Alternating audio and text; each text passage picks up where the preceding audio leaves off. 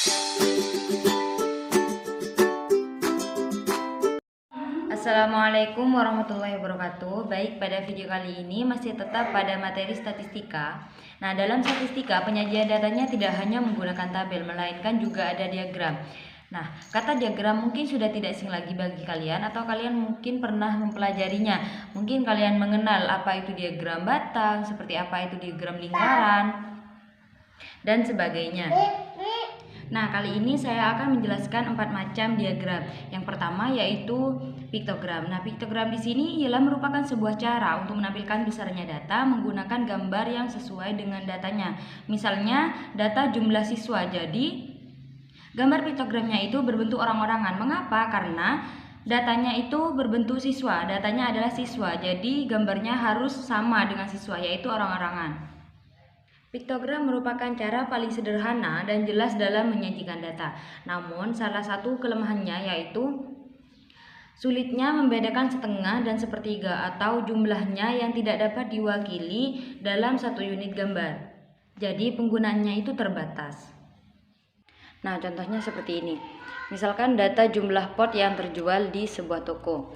Tanggal 1, pot yang terjual itu sebanyak 2000 pot, tanggal 2 4000 pot, tanggal 3 2500 pot, tanggal 4 5000 pot, tanggal 5 6000 pot. Dan perintahnya gambarlah piktogram dari data tersebut. Jawab, karena ini jumlahnya banyak yang terjual, jumlahnya ribuan, jadi kita misalkan satu gambar pot itu mewakili 1000 pot. Nah, gambarnya seperti ini. Tanggal pertama ada 2 pot. Mengapa hanya 2 pot? Karena satu sudah mewakili 1000 pot. Jadi gambar potnya hanya ada 2. Tanggal 2 ada 4 pot. Karena tanggal 2 itu yang terjual 4000 pot. Tanggal 3 yang terjual 2500. Jadi gambarnya ada 2,5. Tidak mencapai 3 karena yang terjual itu 2500. Mengapa ini hanya setengah? Karena ini bernilai 500. Karena satu pot itu mewakili 1000, jadi 500 itu setengahnya dari 1000. Jadi gambar potnya itu hanya setengah. Tanggal 4 yang terjual 5000 pot. Jadi gambarnya ada 5 pot. Tanggal 5 6000 pot. Jadi gambarnya ada 6 pot. Yang kedua yaitu diagram batang. Nah, diagram batang ini merupakan salah satu cara untuk menyajikan data ke dalam bentuk batang-batang. Nah, dalam membuat diagram batang, lebar batangnya itu harus sama dan tingginya itu menentukan frekuensi dari data tersebut. Nah, di sini ada tabel pemilihan ekstrakurikuler siswa. Dengan jenis ekstranya ada basket, voli, PMR, dan pramuka. Yang memilih basket itu ada 15 siswa, yang voli 17 siswa, PMR 24 siswa, pramuka 4 siswa. Jadi total keseluruhannya ada 60 siswa. Buatlah diagram batang dari data di samping.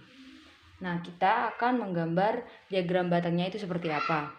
Nah, jadi diagram batangnya itu kurang lebih seperti ini. Dalam menggambar diagram batang itu harus digambar pada garis yang mendatar dan garis yang tegak, di mana garis yang mendatar itu menentukan jenisnya, jenis ekstranya, kemudian yang tegak itu menentukan frekuensinya.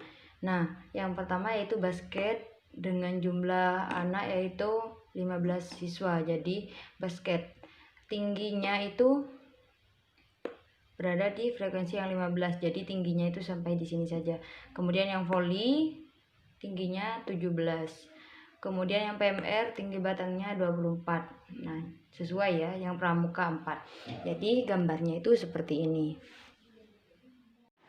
Nah, yang ketiga yaitu diagram lingkaran. Nah, diagram lingkaran ini merupakan salah satu cara untuk menyajikan data menggunakan lingkaran. Nah, daerah lingkaran ini menggambarkan keseluruhan data.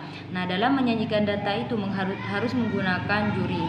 Nah, di mana besar sudut pusat dari juring itu harus sesuai dengan setiap data terhadap keseluruhan data tersebut. Nah, contohnya di sini sudah disediakan tabel pemilihan ekstrakurikuler siswa. Dengan jenis ekstrakurikulernya yaitu ada basket, voli, PMR, dan pramuka. Nah, jenis yang pertama, basket. Basket itu yang memilih basket ada 15 anak.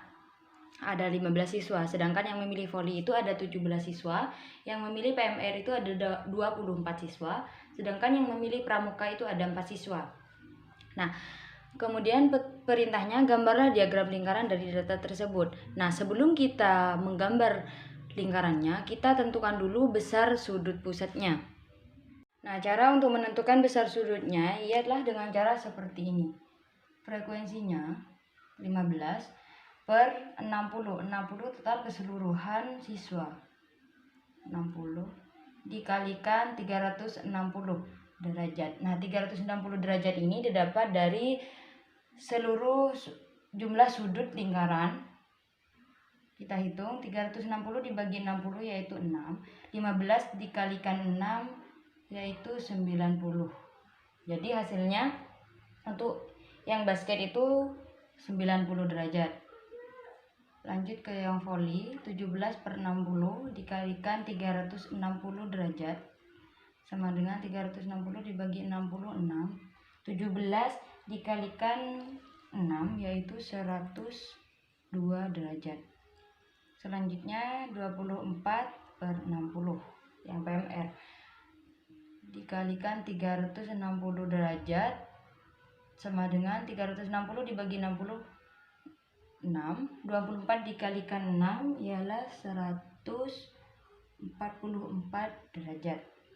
Selanjutnya yaitu yang pramuka ada 4 siswa per 60 dikalikan 360 derajat sama dengan 360 dibagi 66. 4 dikalikan 6 24. Nah, jadi total keseluruhannya 360 derajat. Selanjutnya kita buat diagram lingkarannya. Jadi gambar lingkarannya itu kurang lebih seperti ini. Yang pramuka yaitu 24 derajat, yang basket 90 derajat, yang voli 102 derajat, yang PMR 144 derajat. Ini sesuai dengan besar sudut yang sudah diketahui. Nah, yang keempat ini ialah diagram garis. Nah, diagram garis ini merupakan salah satu cara menampilkan data yang dinyatakan ke dalam garis saja. Dan biasanya diagram garis ini dilakukan untuk mengetahui sebuah perkembangan atau pertumbuhan dari sesuatu ya secara bertahap. Contohnya, tabel jumlah pembeli di suatu toko buku. Nah, pada pukul 10 ada 5 pembeli dan pada jam 11 ada 10 pembeli, jam 12 ada 9 pembeli, jam 13 ada 13 pembeli, jam 14 ada 4 pembeli. Buatlah diagram garis dari data di samping. Nah, kita akan membuat diagram garisnya dari data dalam tabel ini. Jadi diagram garisnya kurang lebih seperti ini. Nah, yang mendatar itu adalah jamnya, kemudian yang tegak itu jumlah pembelinya. Pada jam 10 ada 5 pembeli. Sesuai ya dengan yang dalam tabel. Kemudian yang jam 11 10. Jam 11 itu ada 10 pembeli. Sesuai. Yang 12, jam 12 itu ada 9 pembeli. Kemudian yang jam 13 itu ada 13 pembeli. Jam 14 itu ada 4 pembeli. Jadi diagram garisnya itu harus titik-titiknya harus sesuai dengan yang di dalam tabel. Nah, setelah titik-titiknya itu diketahui, kita buat garis dari titik yang 1 ke yang 2, kemudian ke yang 3, kemudian yang keempat dan ke yang 5. Nah, jadi diagram garis itu seperti ini. Mungkin cukup sampai di sini saja penjelasan mengenai penyajian data menggunakan diagram. Semoga bermanfaat dan kurang lebihnya saya mohon maaf. Saya akhiri. Wassalamualaikum warahmatullahi wabarakatuh. Terima kasih.